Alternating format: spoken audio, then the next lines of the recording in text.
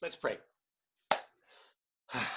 Great, faithful, and loving God, as we come into your presence today, we pray one thing only, and that is to sense you palpably among us.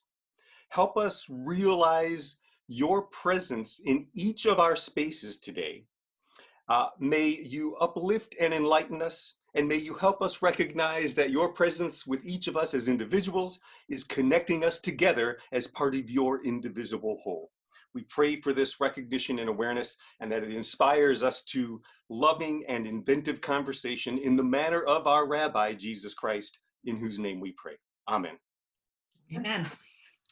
So, let me just read the first couple of paragraphs of this wired word from this week, because as the pandemic transforms faith communities, the national conversation among leaders has been too timid and tactical, said Baptist pastor Joseph Warren Walker to Religion News Service last week. Let's just think about that sentence for a second. Yeah. This is a pastor from, traditionally one of the more conservative denominations, condemning everybody for being too conservative at this time, which I love. I just love it. He lamented that the conversation's been mostly focused on questions related to in-person worship, such as how soon can we get bodies back into the pews? How many in the sanctuary at one time? How far apart should worshipers sit? How should we require masks? Walker believes that these are the wrong questions. Where have you heard that before?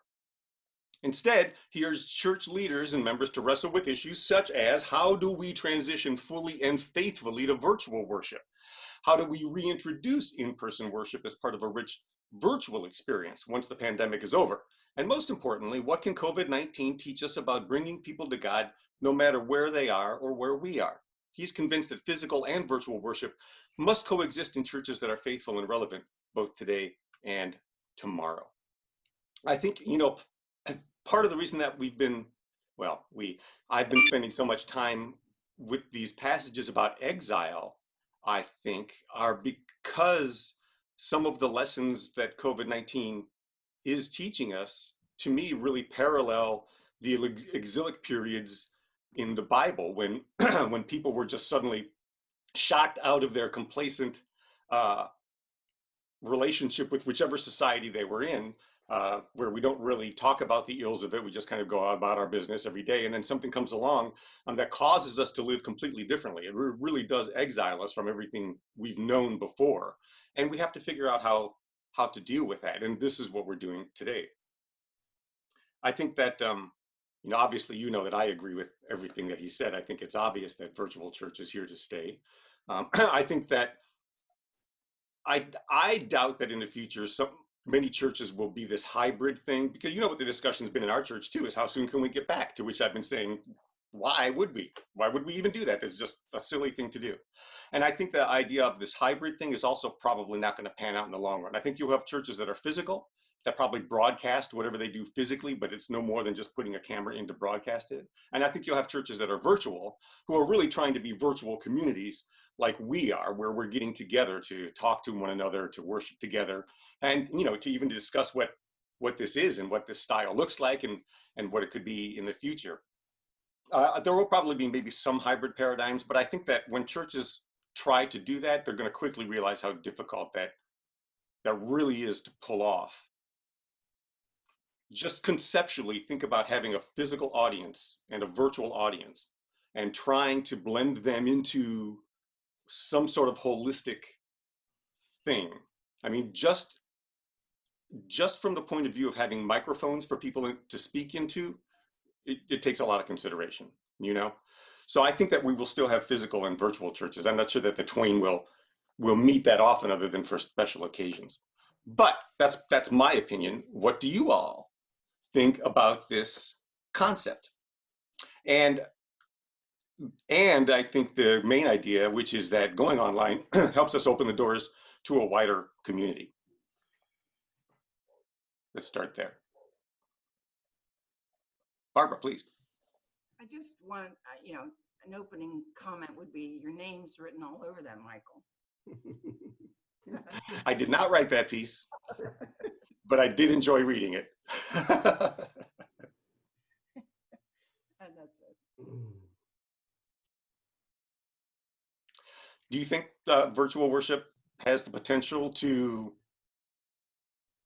open the doors wider, as they say? And what does that mean as well? The other thing that I really loved about this is these are questions we've already been asking. So once again, our congregation is right on the money here with respect to the questions that we're asking. And, I hope that as you all read this too, you'll be like, wow, we've literally been having this conversation for weeks. So I'm glad to see that it's sort of hit the mainstream a little bit too. But I think that we have generally agreed that virtual worship can open the doors and already has to a certain extent. Hi, Tricia. Thanks for joining us today. But but you still have the question of finding people and getting them to the doors, right? Charlotte, did you have something? Barry and I were talking earlier this week about the article you read, and it's true that a virtual church allows us to worship with people we're not physically close to in distance, because many of us on this site today are not in Naples. However, I miss something going virtual. I miss the ambiance of the church, the reverent feeling that I get from sitting in a sanctuary. Understood. And now, do you also go to a physical church, or you're not doing that right now, though, right? We haven't been since March. Right. But do you see a future where you might go to one virtual church and another physical church to get kind of both things? Yeah, maybe not. Asking for a friend. No, but I could see that being the case, more so where we would go to a physical church on Sunday and then a Wednesday Zoom meeting or something like that. Yeah. Yeah, that's interesting. Yeah, you want to say something? Well, Michael, there's an interesting, thing that I just thought about is that a lot of smaller churches, a lot of the church in Naples and ones in really smaller communities, they may struggle with the actual physical amount of money that it takes to remain in a physical place. Mm-hmm. And is virtual, the Zoom meetings and that, like, is it a lot less expensive than having a place with insurance and upkeep? Absolutely. Well, I mean, it depends how you do it. Excuse me. As long as you don't have to have a dedicated space in which to do it. For example, I have this den, right? And we're probably moving, but I'm still looking for a house with a den because we have to have some place to broadcast church from, right? And it's much cheaper to do it that way than it is to buy a dedicated space or pay for a dedicated space, even if it comes to the point, which I think it will in the future, where you're sort of paying to rent the pastor's room or something like that. You know what I mean? It would just be kind of part of the package in the future because you're going to have a broadcast space. And the best ones will look more like broadcast spaces, in virtual studios moving forward. Well, it takes me back to when there wasn't a church, when we didn't have a physical church in Naples, and we were renting the ballet school and going to restaurants for meetings during the week. Yep, exactly. Helen, go ahead. Well, I was just thinking too, as you started talking, for me, because of some of the ministers I know, I can pick and choose which one I want to see. For instance, Susan Diamond has one, Rob Mason has one, Reverend Day has one, Donna Oberkresser has one. So I can pick and choose, and then also some of their meetings. I've been invited to some of their meetings. So it's just not that I don't feel like I have this religious thing, but I do, as Charlotte says, I miss sometimes the camaraderie of walking into the church and hearing the music and singing and that type of thing. But am I ready to risk my health? No. So I have the old thing, I got to go with the flow. You got to go with the flow.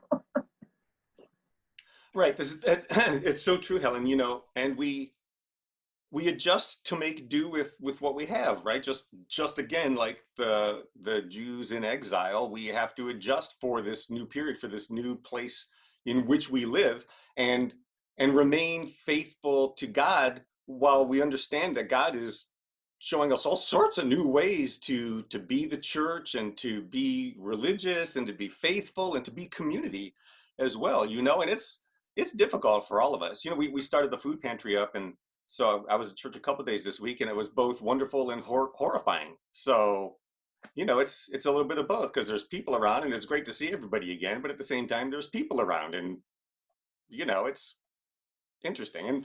And even though it was mostly just the five of us and everybody was wearing masks and distancing, I mean, you know, there's a couple people, they want to come in and they want to say hello, and you still have to communicate with people about boxes and things. So it was interesting. I think it went well, but for me anyway, it was still a little bit nerve-wracking to be in a space for longer than maybe the 20 minutes I have to be at the grocery store. You know what I mean? So, and I think that, not to speak for everybody in the world, but I think a lot of people feel that way. So the more that I think we can refine virtual church and try to expand it, the more beneficial it is to everybody in the long run. And I have to think too that, you know, there's God's movement in all of this in some way, especially as now we're literally communicating through electrons, right? I mean, not to get all physicsy again, but we are literally communicating through electrons right now, which I consider like one of the fundamental particles of the actual being of God. So in some ways it doesn't get any more literal than this. And it makes me all buzzy. I just think that's unbelievable. It's really an amazing thing to think about for me, you know, but I'm a geek. So there you go. So what else? Go ahead, Susan, please. I think because this is our only choice, I think a lot of people are joining in, myself included. I still can't bring myself to do a worship service on the computer or to be part of it. It just doesn't work for me. But I think it's going to be a long testing period, because people are going to be so excited to be together that for a while churches might see a rush of people, because there's something about making yourself physically present in the sight of others for worship. But I think that it could be blended both. If it came mostly to this, maybe we need to have like you do, have a thought of the week, so that when we're all together, we're actually on the same plane.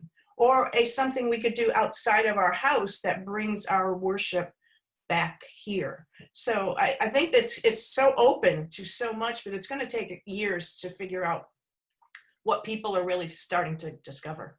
Yeah, I agree. But it's fascinating. And at least there's movement happening in the church again. You know, it's been stagnant for a long, long time. I mean, some people would say 1,500 years, 1,400 years or so. But so at least something is happening, and it's got people talking, you know, whether they like it or not. You know, one of the issues that has come up with respect to virtual church is sort of theological, because it concerns communion, you know, and because like we've all been talking here, there's the community of the church is important. The physical community of it, in fact, is rooted in history. It's in these small groups of people who got together to follow the teachings of Jesus. They got together to protect each other from persecution and to share the word and to keep the knowledge alive. And they had to do that physically, right? So we still have that tradition that we want to be part of the church. And of course, as social beings, it feels different for us when we get together in person, because again, we're sharing energy with each other. So that physical space is always important. And I think that one of the other things that, like Susan mentioned, and like Charlotte said too, is, you know, being able to get together, those people who are in town together can get together and do things, especially once the pandemic starts to clear up. Not only that, but if we have people who are together, different groups in different towns, like, you know, Barry and Charlotte are up at the villages, maybe there's ends up being 6 or 7 people up there, who knows, they could get together as a group. At the same time, a group gets together in Naples, and a group gets together in Cape May and in Houston or wherever. And with one webcam in each group, we could be together as groups, virtually and physically, which would be really cool. Not to mention, we could also have just special events throughout the year where they're physical. Once we can travel again, all sorts of things open up. You know, Grace was doing retreats that were brilliant. I mean, to do things like that, there are a lot of ways to still be the physical church once we can actually be physical again, that don't necessarily look like the physical church did before the pandemic.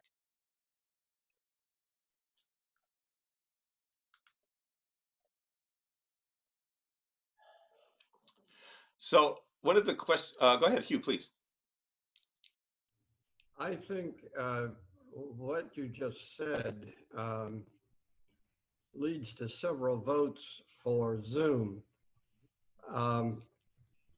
We also have connections here in Cape May with another church. They've gone to the beach at 8:30 in the morning, which probably makes sense here in this community.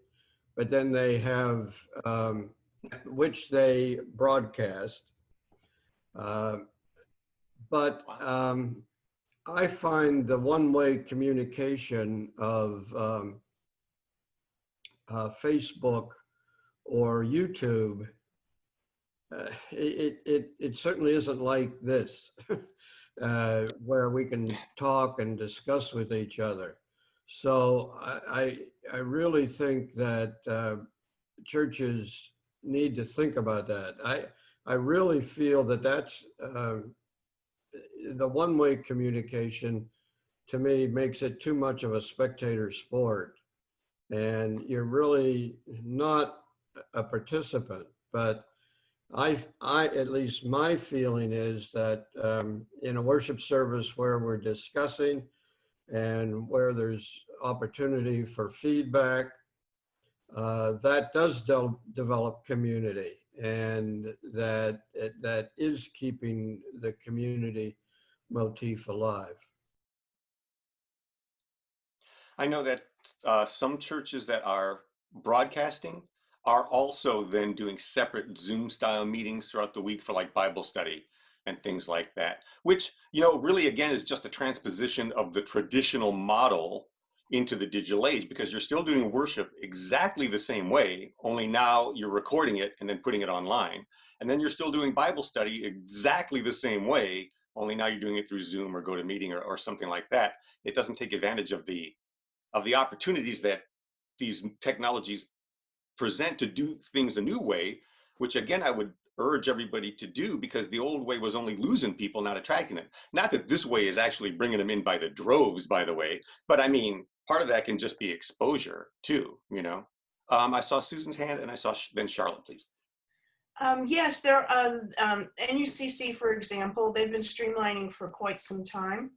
And what they've done is they now bring it into other communities for people who can't drive to church. Well, this is what they were doing.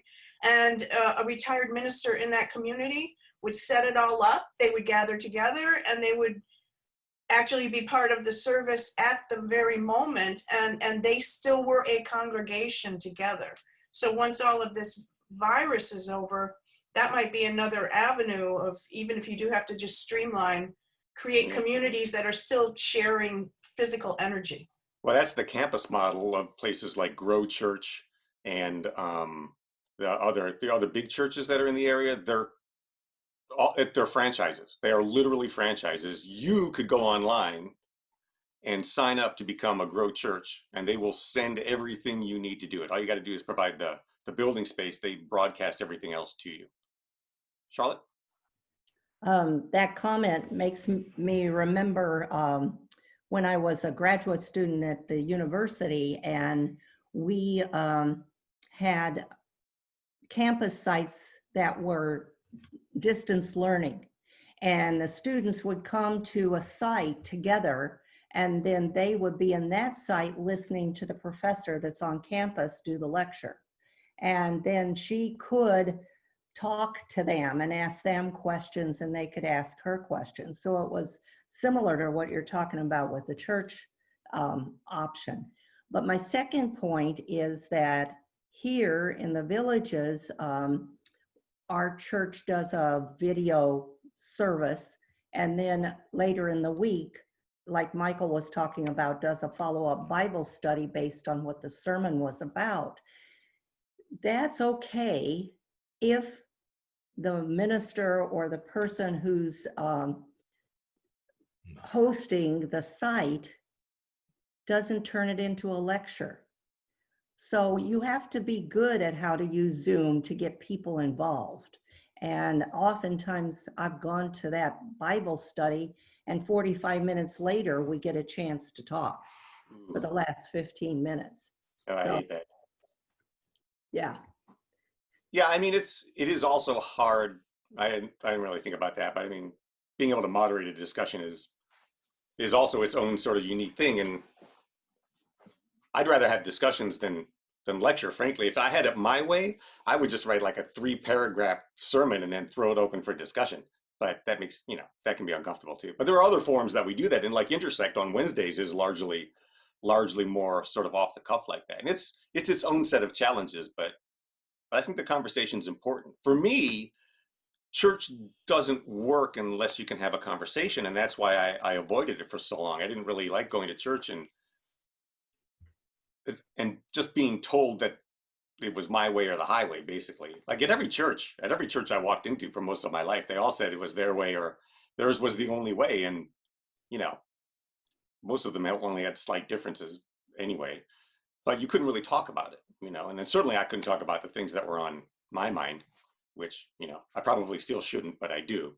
So, but not everybody is like that. Some people really just want to watch, and I can understand that too. There are times that I really just want to, I just want to sit and be surrounded by God's love and other people who are experiencing it, even whether we're in the same space or not. So, moving forward too, there will still be a variety of church styles, I think, and congregational styles for everyone. In fact, I'm hopeful that there will be even more than there have been, because we now have the opportunity to do things in so many different unique ways. We can really shape now the way that we worship, the way that we discuss, the things that we discuss and look at according to this community, because the feedback can be so instantaneous. It's really cool. I mean, I try to pay attention to what's happening every week so that every week I can adjust a little bit and try something, I mean, sometimes I forget some of the things, but you try. So you just constantly, but you also have to have a group of people that are willing to try things a little differently every week too, and just to say, well, that worked or that didn't, and it takes flexible people. Hugh? That brings up to me an underlying issue, which is technical literacy. And churches have to get into the business of helping people with their technical equipment. We here in Cape May have, of course, an older congregation. And that's the issue. That's a really primary issue. They're either hesitant to use the technology, or if you can get them to use it, they run into problems because they're using something that's just a little different than other people, or not the newest equipment. And there's so many variety of ways that technology prevails and has to be used, that it becomes a roadblock. So we have to somehow get into how to help people get on to the medium we choose to use. Absolutely true. Go ahead, Barbara. Just to piggyback on what Hugh was saying and give him some kudos. Some of what he's saying goes back to basic people skills. Even though we're teaching technology, I'm not teaching it, but you in general, listening and being empathic so that the person doesn't feel like they're stupid. That's the first thing. Because as soon as if somebody has a technical problem, they think they're stupid, there's something wrong with them. So very clearly let them know that they're not, that everybody has problems with these and we're all on a different curve, or however you do that. And then listening, empathy, and patience. Because I've listened to Hugh. He's on Zoom, we're on Zoom, he's on Zoom. I mean, 3 or 4 times a day for different reasons. And he's managing it with people. The 4 o'clock meditation we do here on Wednesdays, and we've been doing it for about 5 years now, and now we're doing it by Zoom. We have people on all kinds of instruments. And some of them you can see, and some of them you can't see, and some people don't want to be seen. But it's been working very well. And this one older woman I'm thinking about, she's so lovely, and has so much gratitude for the help that Hugh's given her. And she hasn't wanted to come to church, and she hasn't been part of our meditation group, but she's been coming since COVID. And she's getting a lot out of it. And we're getting a lot of her presence, even though we don't see her because she's on her phone. Anyway, a lot of words about leadership. And I'm pretty certain she could see us and we could see her if we would just get the right buttons pushed at the right time. Well, that's probably true. But also, one of the things that I've learned is there are some people who don't want their cameras on. Yeah, and they don't necessarily want to participate in certain things. And I've tried to make sure that people can let me know that, so that I don't. So I've been able to talk to people and a little bit too. But all of this does come down to sort of a changing pastoral roles as well, right? Because, or if not the pastor, then somebody in the congregation does have to be not only technically savvy, but technically savvy enough and a good enough teacher that they can help people learn these things just the way that Barbara was describing, without getting upset or disgruntled or impatient, and it is very, very difficult. I've been doing it for 40 years. And I mean, we started at the early days of technology. So everybody had to be taught how to do everything. So it comes somewhat naturally. And I'll use JB as an example because he's not here. No, I'm kidding. He wouldn't mind. Because we talked again last night. He's been having trouble for 3 weeks, even though everything was up and running. But part of his trouble is with Comcast.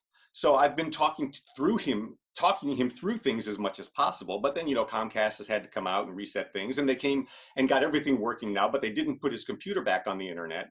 And part of it's frustrating because I can't just drive to his house and fix it, which would take me 10 minutes. Instead, I have to try to talk him through it, but it's technical. You know what I mean? So it's difficult, but he's done a great job. I have to tell you, we're very, very close. We're very close. So yeah, these are new things. And I've always sort of considered that actually pastoral care, because when I first started coming to the church, before I was anything, I was just coming. I became the guy that helped everybody with their with their technology. Excuse me. And as I became a pastor, I used it as kind of part of my visitation process. I'd come over to work on your computer and we would catch up at the same time. You know what I mean? So it was pretty cool. I missed that, actually. It was fun. It worked for me a little bit too, because it seemed less intrusive than just making a pastoral call, because some people frankly just don't want those anymore. But everybody needs technical help. So Grace, please. This is an interesting place where we are, because all the churches had to do something virtual, but I think we were assuming it was just going to last until the summer. So a lot of churches were just band-aiding things and patching things together, or just putting a camera in front of the sermon.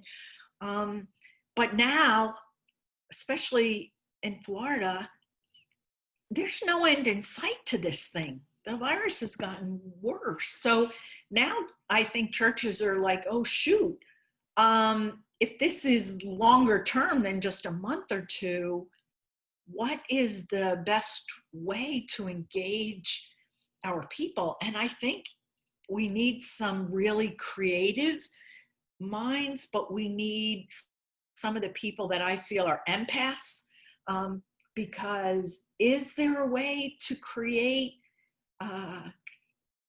personal connection with people on a screen? I was doing those retreats that I loved, and I talked to those women on Zoom, and I keep saying, can we do one online? And we're not sure, because can you capture the intimacy of human relationships online? And I don't want to say, no, you can't. I want to figure out how it can be done, because there's got to be ways, there's got to be ways. So I think we need the creative minds, but I think we need the empaths to be able to tell if something is happening among the spirit in the room, or among the souls of the people trying to connect. And so it's, it takes a team. Michael, you're saying with the technology and then the facilitation skills it takes to be able to lead a discussion without it just going flat. But then the personal needs of the people who want to connect with other people and are saying, oh, well, I guess I can't have it until we go back. I think we're in a great place to innovate and to learn. And I think we need people like you, Nance, because you're the empathic type to tell, are people connecting? Are they feeling anything in the sessions? Is it tapping into their spiritual selves? Can transformation happen? Can your soul feel fed? How do we pastor people in this realm? And I don't think it's can we do this or do in person, at least with the current, because the expenses are overwhelming to try to meet together with just a handful of people. So I feel like we have to learn how to do this. Michael's really innovative, so he's a good person to be in this position, but I know I'm repeating myself, but I want to know how we can experience the Spirit of God and do some inner work and some soul work, even though we're like this. That's all. Amen to that. Amen to all of that. Me too. I want to know the same thing. I think this is part of the reason that we're actually in this space. And I have to tell you, because I'm weird like this, I think this is part of the reason this entire group of people is together in this space like this. Because, we've all known each other for a while here now, and the rest of the congregation. And Nancy, I'm not a coincidences guy. I really don't believe in coincidences. I love the Celestine prophecy. I think all of these things come together to help us gain awareness of a deeper reality. And I don't think it's a coincidence that this particular group of people is experiencing this together and working on this format together to try to develop it. And one thing I'll say also, just in respect to whether or not we can create sort of emotional community, my entire seminary experience was online, and I formed some of the deepest connections I've ever had with some of those people, just like phenomenally, somewhat overwhelming in some cases. And most of us still chat often, and some of us are online together doing things back and forth with each other. My friend Joe Pusateri is a pastor in Louisville, and he invited me to a Zoom thing that he was doing with his congregation the other day. So I sat in on that. We had like a pastoral conversation with each other. It was really neat. So I think, yeah, you can do it, but I do think there's a lot of work involved in it, and that it's something we're going to have to play with. Helen? I was just thinking as we were talking, I agree with lots of things that were said, that as an individual, sometimes when I would go to church, that day was a day where I was receptive. And then maybe the next week I go and you're not a statue, but still things just don't go. And I think we as individuals, all of us have to realize that would happen even with Zoom or with meetings like this. But still, it doesn't mean that we stop doing it. And the discussion is part of it. Because some people, I know my daughter and I went through all this many years ago. Something she'd say, well, if you don't get it done by now, I'm taking your tablet away. No, I give you 3 weeks, So right away I would say, or one other time when I first got a personal computer, she was trying to go through the things with me, and she would laugh and, well, take a picture, Well, what do I do, But still, she did not degrade me, as somebody just said. And that's what we have to be careful with, because we have all varieties of people. And some we get to, and some, I guess, we shut off. And we don't mean to. But isn't that what happened in Jesus' time? Some people came, and some people went their own way. So I guess we have to learn to adapt. And some of us adapt better than others. my friend in Indiana, her minister sends out through the mail what she's going to talk about. But my friend has not been inside the church, which is understandable since the spring. She does not do Zoom meetings. She is an Alzheimer's patient. So how do you reach these type of people? Because I said to her, get on, I'm sending you a picture. Well, I don't know what button, to use. So it kind of stops me. So I need some education on how to help people do that so that I don't offend them. Because those people like that, you say something and they're just lost. And she said to me, when I call her, she said, well, I just don't know where I'm going today. So but those are things that as individuals, people that are educated and caring can learn to help people with, I think, Michael. Agreed. Yeah, I think we're all talking about what a learning experience this is, and I think that is an awesome space to be in. Frankly, humans don't spend enough time in this space where we're open to learning new things, especially this day and age. Barbara.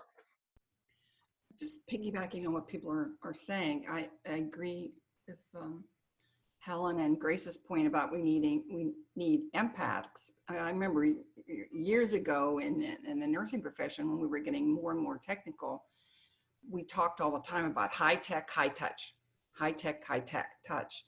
And unfortunately, everybody doesn't have both of those abilities at the same time, and you need both of them. So, but the idea that Grace's, what she's talking about, I think, is hope.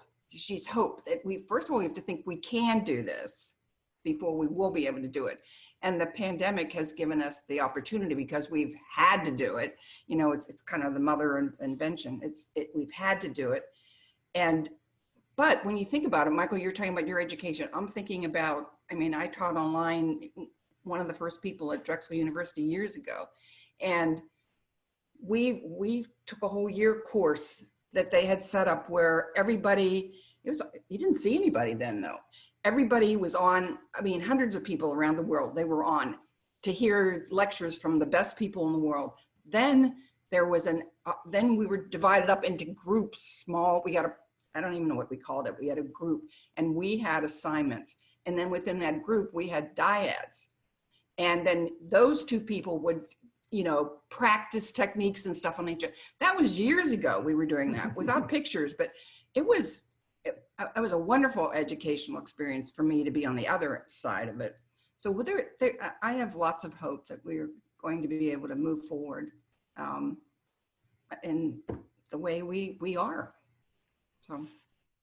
Boy, I love that model too. That's a really interesting idea. If you think about having a virtual church that is really large, and the difficulty of doing, what we do every Sunday, what we do in this forum here, or what we do every Sunday would say more than 30 people. Maybe you could do it with 50. I think that might be stretching it.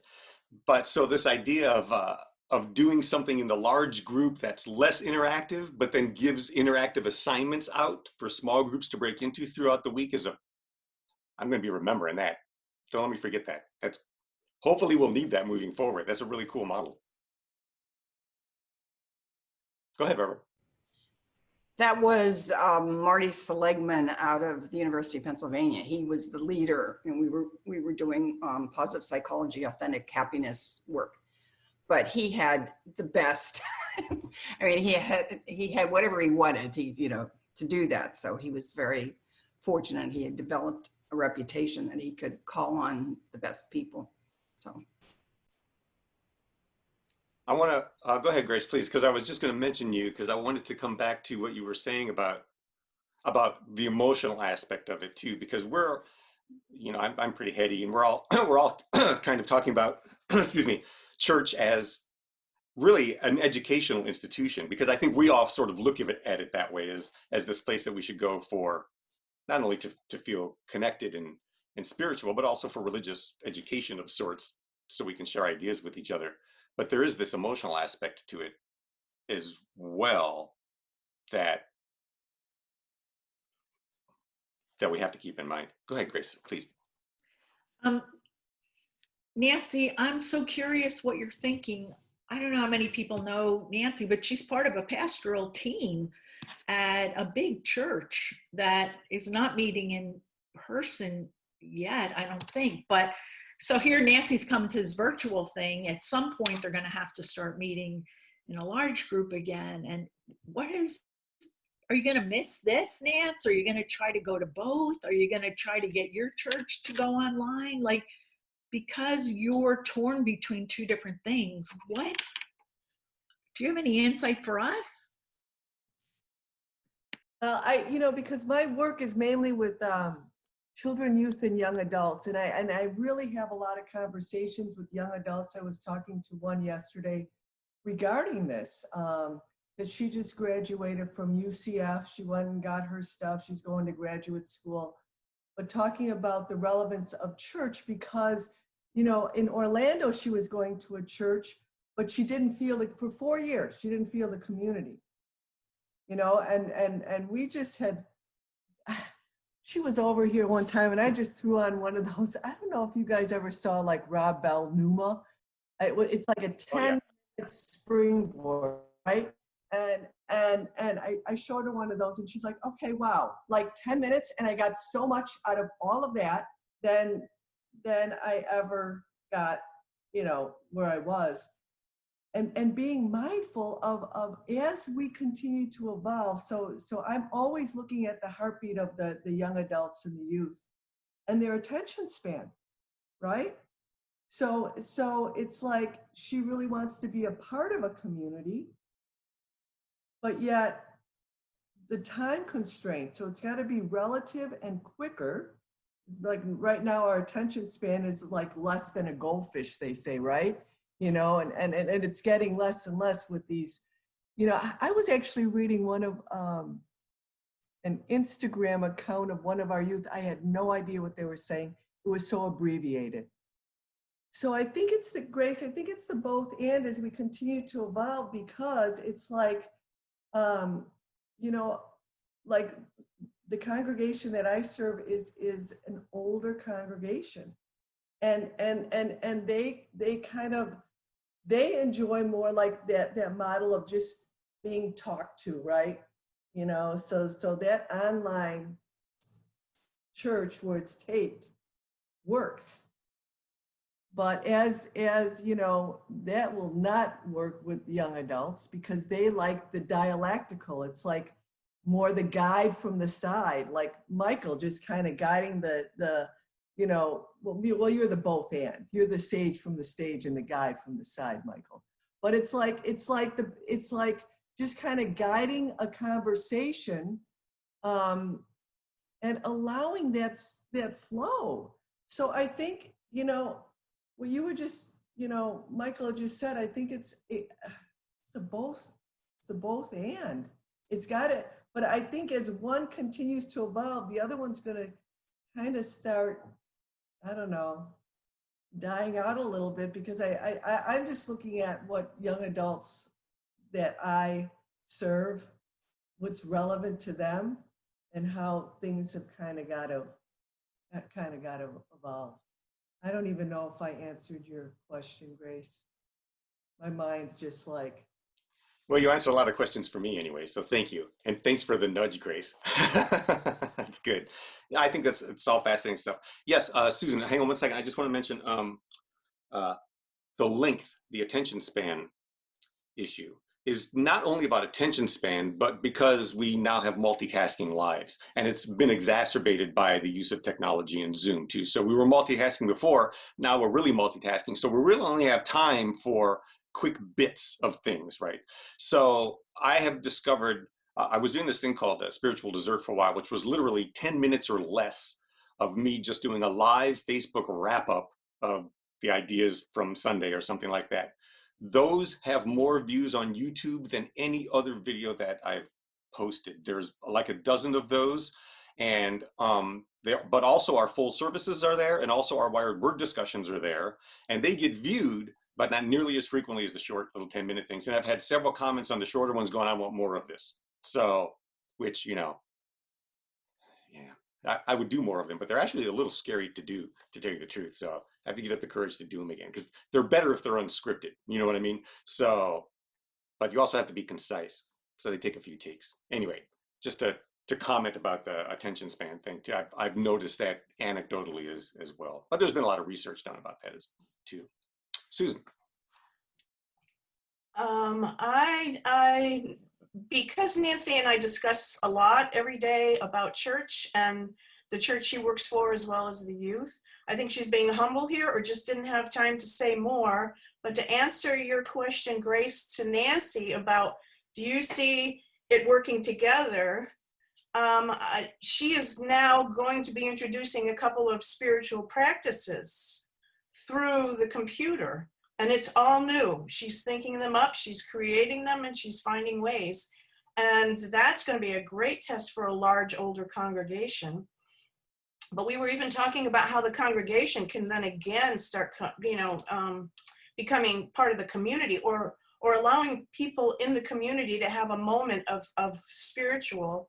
And she has been discussing the bells ringing at a certain time in the afternoon. Where people, even in town, they're walking down the street. And if people knew the intention of those bells ringing, they could intentionally walk by the church at that time, close their eyes, and be grounded. And I think it's going to take both. I honestly believe, I'm an old-fashioned person when it comes to mail. I love mail. I think mail is very important for people to open up, hold, and reread. But I also think it's going to be a lot of symbolism now. And it's going to be a good fall to see people even stretching the boundaries farther. But spiritual practices for a short period of time, I think, will maybe be that energy, that link between the physical and the technological. Right, Nance? Try it, just kind of that whole thing about the right hand of God and the left hand of God, and kind of marrying them in this whole new pivotal time. Yeah. Boy, I love the church bells idea. It just immediately brought back memories of my childhood. What happened to that? Well, I know what happened in Naples. Somebody probably complained about it being too loud, but I just don't, you don't see that much anymore. And it does, whether you're religious or not, hearing that peal does make you stop, right? And this is one of the things that I love about Islam and being in Muslim countries, because the prayers are broadcast all day long, and you stop. It causes you to stop. It does exactly what it's supposed to do, and it's wonderful. It's wonderful. Susan? We called it the Angelus in the Catholic Church. And at 12 noon, if you were a child playing in the middle of kicking that ball, you stopped. And it was very powerful to see everyone just stop in the moment and share that one moment. And maybe we need to get back to that being that simple. We just need to start simple. Yeah, I agree. I think, maybe one of the physical aspects of worship that will come out of this pandemic is an ability to get back to, not get back to, because I don't want to talk about going backwards, is our ability to reimagine spaces and times with God throughout the day. We talk about this a lot. I'm always encouraging people to do things at stoplights, for example, but it would be nice if society as a whole would start to ring some bells again, a few times throughout the day, or if our Muslim brothers and sisters would be allowed to broadcast several times throughout the day, or whatever, just something that would become this sort of audible presence, right, in the space of a town, that reminded everybody just to stop and take a breath in any way that was important to them. Yeah, stop and pray. Exactly. That's interesting. I wonder if we'll start to see some examples of that intentionality now sprouting up as one of the ways that churches remain physical in a world that's going to become more and more virtual. This is an unstoppable snowball, folks. This virtual thing is just going to get bigger. That doesn't mean, though, that it will roll over physical relationships or physical space or physical gatherings. But I do think that the momentum over the next decade, especially, is toward virtual spaces, and less of a desire and necessity to gather in person. Go ahead, Helen. I just want to be very careful on what we do with that because there are other countries, not particularly our own, but we are beginning to see what I would call propaganda. And we have to be very careful how we react and what we do. And I'm not degrading. I'm not degrading at all. But I realize other countries have used this to, as you say, my way or the highway. And that's not what we're after. So it's a very dangerous, and I think Nancy alluded to that. It's a combination of putting things together and not degrading the fact that those type of things do, but it's that propaganda word that we have to be very careful. Yeah, it's a very prescient point, and why the sort of thing that we're doing here is so important because it keeps free and open conversation alive on the internet, and that is already an issue. Helen, you're right. It's not something that's coming. This is an issue here too. It really is. So the more that we can talk together openly like this, the better. And because we're broadcasting this, it's not just us.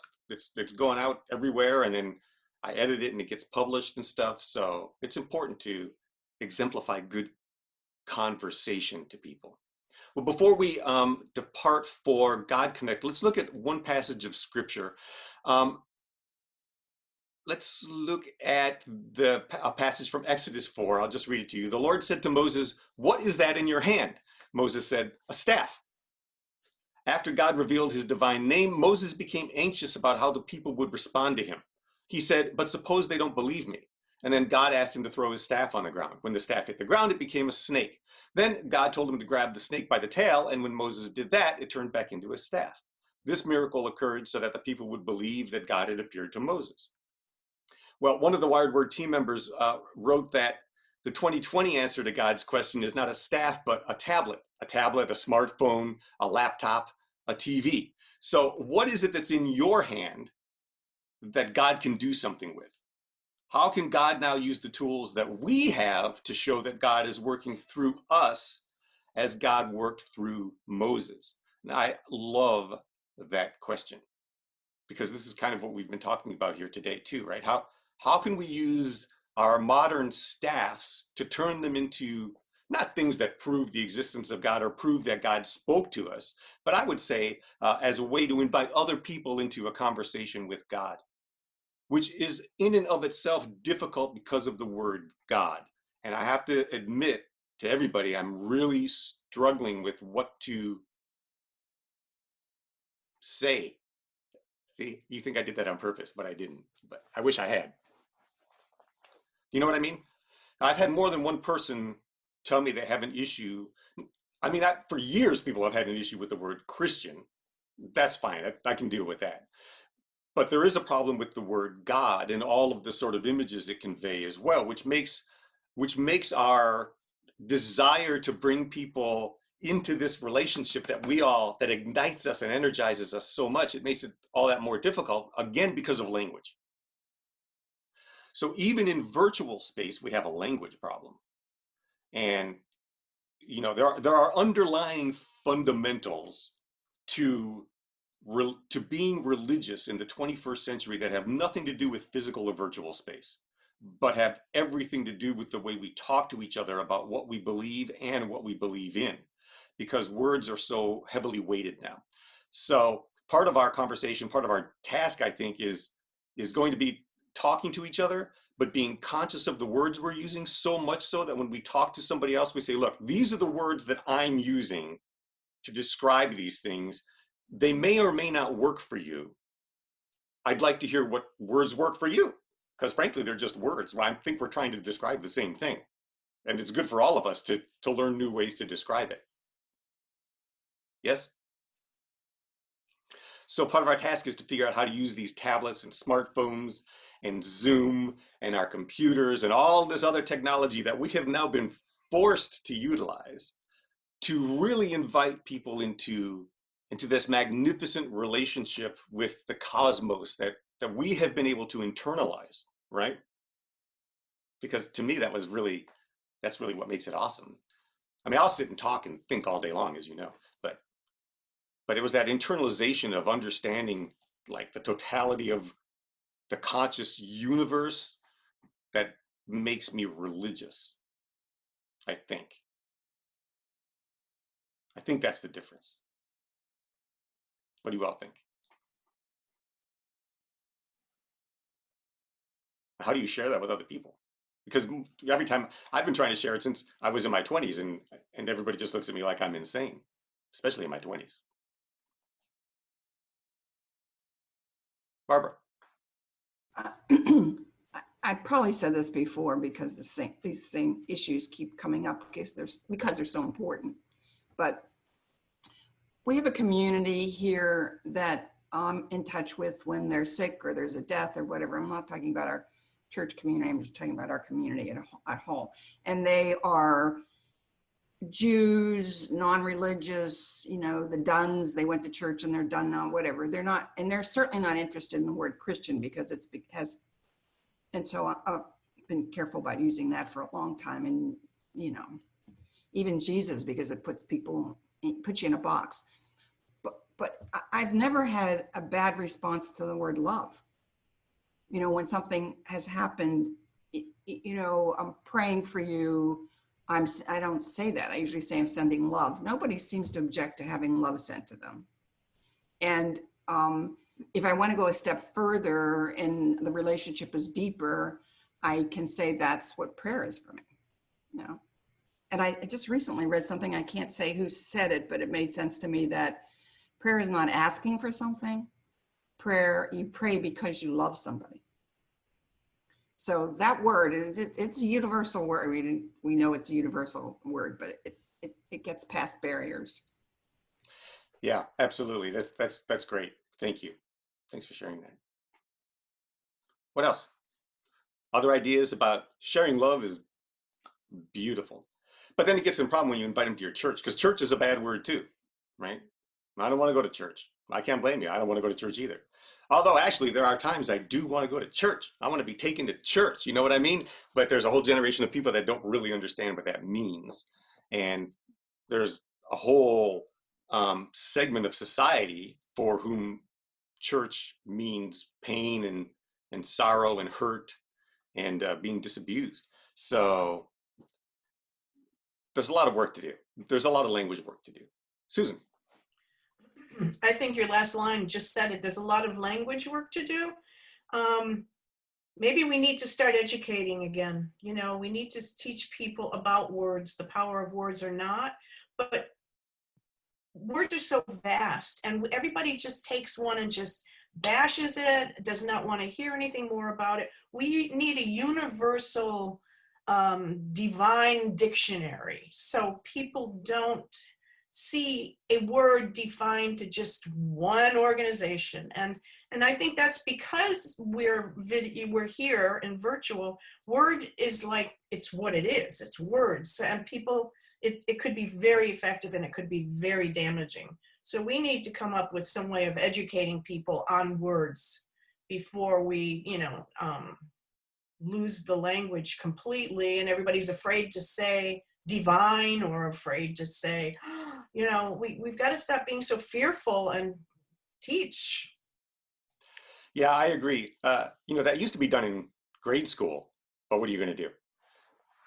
No, seriously though, because especially words about faith and religion have so much personal weight attached to them, it is very important to be clear with each other what these words mean to us when we're using them. So exactly, Susan. And as I said before, part of the way that I've learned to have conversations with people about these sort of things over the years is by saying, this is what it means to me. This is what it means to me. And in some of the conversations I've had, people are like, wow, that is not even close to the way I think of that. And it's an awesome conversation after that, Awesome. I've never had a conversation with anybody who thought differently about the meaning of a certain word that wasn't just absolutely fantastic. Charlotte. Yeah, I was going to say we almost need a disclaimer. Our church here in the Villages, when you first walk into the sanctuary, they have a sign up in front along with what the announcements are going on and so forth that says, You are welcome here at whatever stage in your journey you are at. We love you, like Barbara was saying. And so some kind of disclaimer or way to get a message out that says we are open to new ideas and new definitions of church, of divine vocabulary. Yeah, I like it. I think it's honest. This is kind of the way I represent us online too, is, we're a bunch of people having conversations about things we don't know anything about. So you'll love it. Because why pretend?